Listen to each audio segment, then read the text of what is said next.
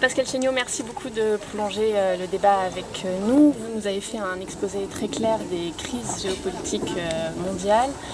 Vous avez terminé par l'Europe, ces crises actuelles, le Brexit, pour n'en citer qu'une, ou deux, la crise des migrants.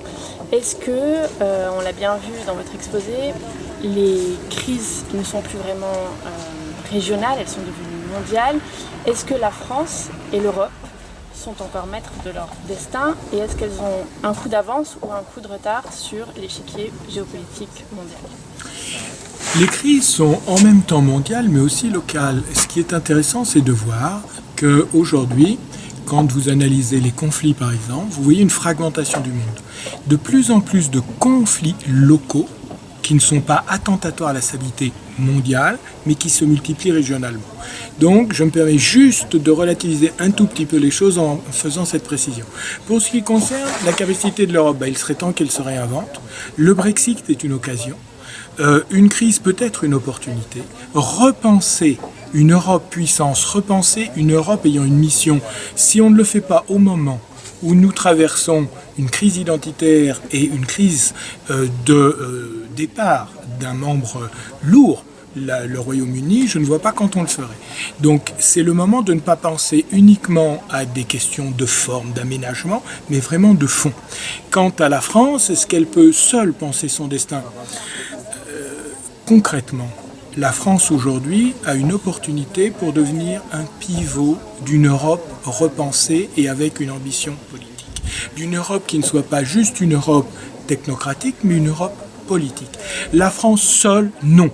Mais l'Europe étant aujourd'hui confrontée à des défis, la France a une opportunité réelle.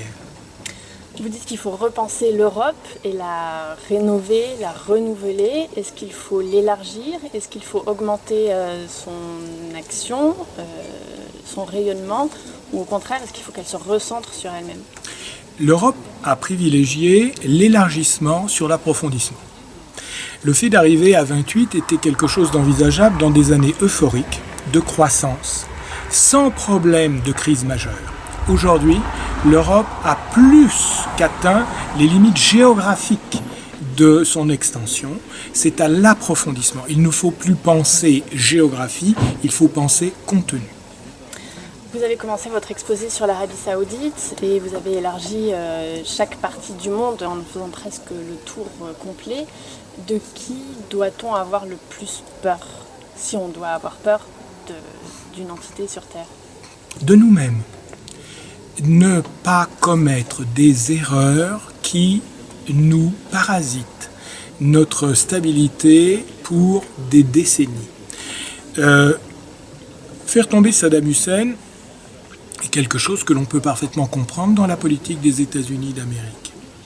Mais constater, après l'intervention de 2003, qu'en 2016, la situation de l'Irak est toujours un chaos qui a contaminé régionalement, démontre que l'État qui se présentait comme régulateur a été perturbateur. Il ne faut pas simplement faire une guerre, il faut avoir à l'esprit cette phrase de Talleyrand, on peut tout faire avec des baïonnettes sauf s'asseoir dessus, il faut un projet politique. Et il ne suffit pas de penser aux militaires quand on intervient en Libye et qu'on se rend compte 5 ans après l'intervention Harmattan que le succès militaire n'a pas été suivi d'une reconstruction politique, on se rend compte que nous n'avons pas achevé notre travail. Donc très souvent, c'est de nous-mêmes qu'il faut avoir peur.